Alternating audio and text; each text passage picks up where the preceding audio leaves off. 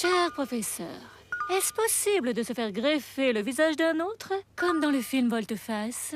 Ah, Volte-Face de John Woo. Oh merci, la vieille référence. C'est pas comme ça qu'on va attirer les jeunes, hein. Ah, Y a pas d'âge pour découvrir un film. Alors pour les boutonneux, voici le résumé du film Volte-Face. C'est l'histoire d'un policier, John Travolta, le gentil, qui a une idée géniale. Docteur, je veux que vous me greffiez le visage de Castor, le salaud qui a tué mon fils. Hein? Avec son visage, je pourrais tromper son frère et savoir où Castor a caché sa bombe.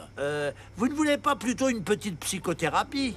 Comme on ne contrarie jamais un gentil policier en colère, l'opération eut lieu. Hé, prof, vous me faites un bisou? Arrête, Nathanaël, t'es con. Hein? Ah bah si c'est comme ça, moi je veux son visage à Travolta, hein. Greffez-le moi. Après, tout le reste du film, les deux greffés se disputent comme des chiffonniers. Elle est où la bombe? Pas dans mon nez, oh! C'est mon nez d'abord, et j'y mets ce que je veux. Dans la réalité, c'est plus compliqué. On peut greffer un visage, mais on n'arrive pas à recoudre tous les nerfs, ni toutes les artères. Le visage greffé n'est donc pas très expressif. Coupé! Ah, vous êtes trop nuls! Et bien sûr, le plus gros risque d'une greffe, c'est le rejet. Les globules blancs, la police du corps, veillent à protéger l'organisme des intrus. Quand ils tombent nez à nez avec des cellules inconnues au bataillon, ils paniquent et ils dégainent leurs armes cytotoxiques pour repousser les intrus. Ils peuvent même enclencher un système d'autodestruction par coagulation des vaisseaux. Alerte, 5 secondes avant autodestruction. Aïe! On donne donc des immunodépresseurs aux greffés pour calmer leur système immunitaire un peu sur les dents. Tiens, fais un. C'est le cas de la cyclosporine, une substance issue d'un champignon norvégien. Allez, on peut vivre ensemble, ok? Bisaine!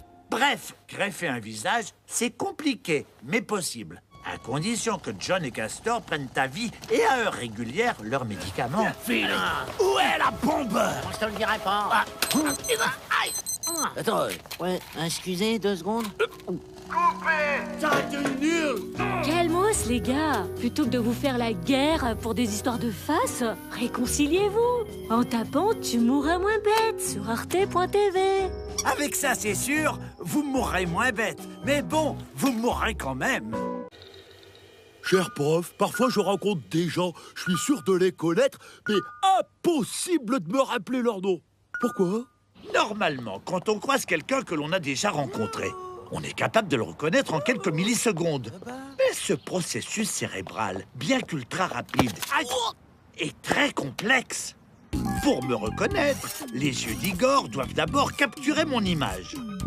L'image captée part dans le cerveau d'Igor via les nerfs optiques. Ouh. Elle est d'abord dirigée à l'accueil, le thalamus. T'es qui, toi? Un son, je viens de l'oreille. T'as ton justificatif de domicile? Selon la nature de l'info, elle les envoie dans le bon département du cerveau. Une image. Mon Dieu, qu'il est vilain. Allez, au lab occipital, bureau 562. Pour ça, un groupe de neurones experts analyse l'image. À cette étape, ils ne savent pas encore s'ils ont affaire à un chien, un caillou ou un humain. Ce qui nous trouble, c'est la présence de cette moustache. Oui, Neurone Navarro? C'est un chat. Mais non, c'est un panda. C'est un humain. Humain. Une fois que les experts ont identifié l'image comme étant celle d'un visage humain, elle est envoyée dans le gyrus fusiforme qui essaye de mettre un nom sur ce visage. Jean-Jean, on a un petit moustachu dans les archives? Non. Oh, non. Oh! Ah bah c'est le professeur Moustache. Pour savoir comment se comporter face à la personne qu'ils viennent d'identifier, les gars du gyrus vont interroger l'amygdale, siège de l'émotion. Amidal, j'écoute. Qui? Le professeur Moustache. Ah, si, je me souviens. J'appelle le cortex moteur pour une réaction appropriée. Quelle belle mécanique, n'est-ce pas? Mais le cerveau peut bugger aussi sans raison. Dans ces moments-là, on est incapable de se rappeler le nom de la personne en face de soi. Ce qui est d'ailleurs en train de m'arriver. Tu ne connais plus mon nom. T'as des Gorbatchev? Non, c'est pas... Depardieu. Non, Roumanie. Pour Freud, c'est un conflit inconscient qui vous empêche de retrouver un prénom. Peut-être n'aimez-vous pas la personne, ou au contraire, vous la désirez secrètement. Une astuce, notez tous les mots de substitution qui vous viennent à l'esprit. Médor, ignoble, ignore... Ah, Igor! Aïe, ouille, ben tout double. Ah, oh. Au lieu de vous battre pour une légère défaillance de neurones, tapez plutôt Tu mourras moins bête sur arte.tv. Avec ça, c'est sûr, vous mourrez moins bête. Mais bon, vous mourrez quand même. Cher professeur, si je me fais correctement irradier, est-ce que je peux me transformer en super-héroïne bourrée de super-pouvoirs? Vous savez, à Hollywood, les radiations, c'est un peu le truc passe-partout des scénaristes qui veulent transformer n'importe qui en n'importe quoi. Oula, hé. Dans Watchmen, par exemple, un scientifique irradié donnera un docteur Manhattan. Hé, gros schtroumpf. Une vulgaire salamandre deviendra carrément un gros Godzilla. Et un petit pois, un géant vert. Pour arriver à ce résultat, il faudrait Ok, les guys. soit se prendre une bombe nucléaire en pleine poire, soit manger du polonium, soit, et c'est plus propre, entrer dans un accélérateur de particules. C'est quoi?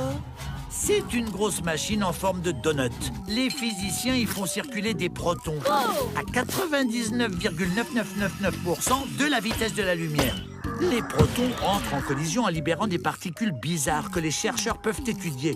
Sauf que ce processus produit des rayonnements ionisants, un tantinet dangereux.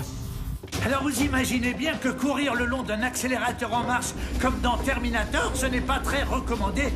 John, j'ai la plèvre qui se décolle. Je vais mourir. Je m'en fous. Je serai encore là dans le futur, moi. Malgré sa dangerosité, les scénaristes de Spider-Man ne se gênent pas pour placer un accélérateur carrément à l'air libre, dans un champ et en forme de saladier, pour pouvoir bien tomber dedans. Jean-Claude, chargeur à fond. Ok, envoyez les œufs et la farine. C'est ainsi que, comme par magie, le méchant de Spider-Man est transformé en super pâté de sable. Yes, il est trop beau. Cuisson parfaite. Un gâteau. Vous vous doutez bien que des cerveaux capables de réfléchir à des problèmes physiques complexes Alors voici 2 ou 3 broutilles, histoire de rappeler les bases. sont aussi capables d'inventer des systèmes de sécurité sérieux. Pas de laisser tout ça dans un trou béant. On a eu une super idée, oups, oh pardon, pour améliorer la sécurité de notre accélérateur. On va rajouter une armée de lapins tout autour.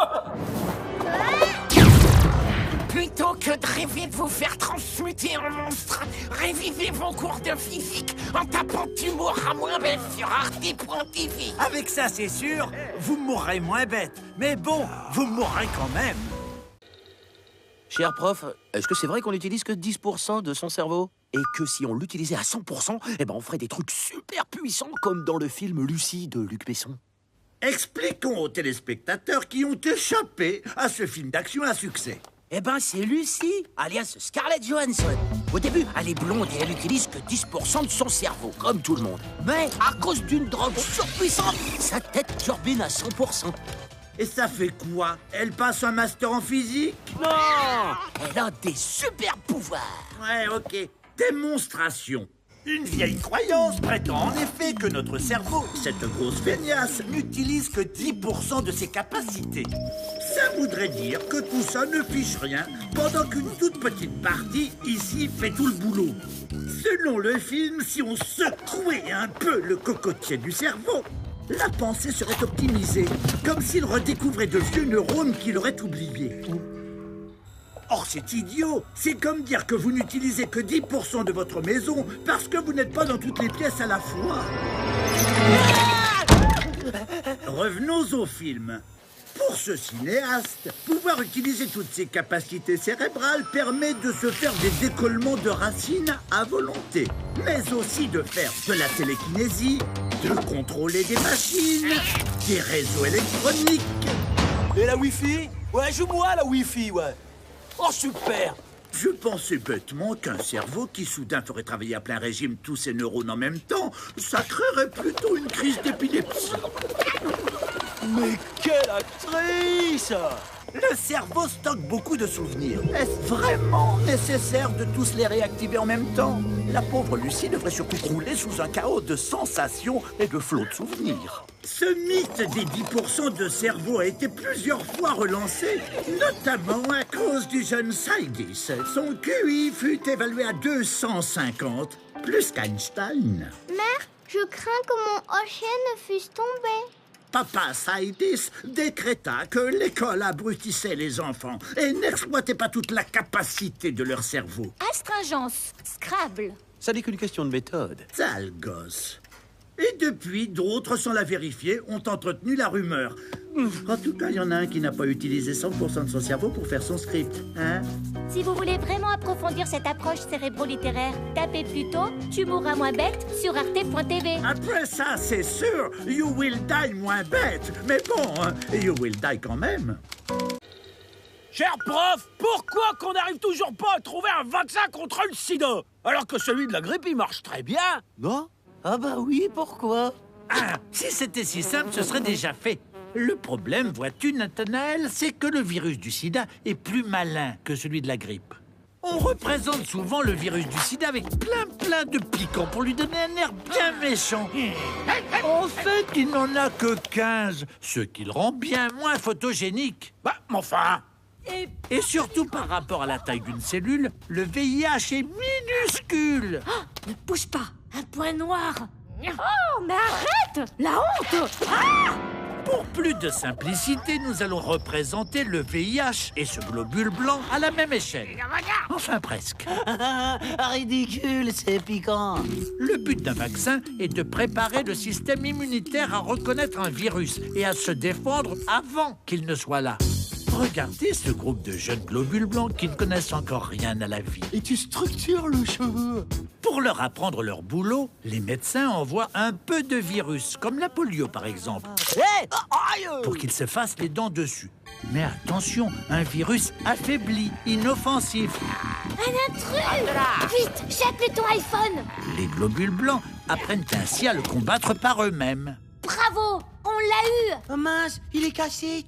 Comme ça, plus tard, quand ils auront affaire au vrai virus en pleine forme, le système immunitaire ne paniquera pas. T'es hors là, toi. Viens te battre. Prends ça! Avec le VIH, on a beau l'affaiblir, il se reconstitue. Alors les scientifiques cherchent de nouvelles méthodes.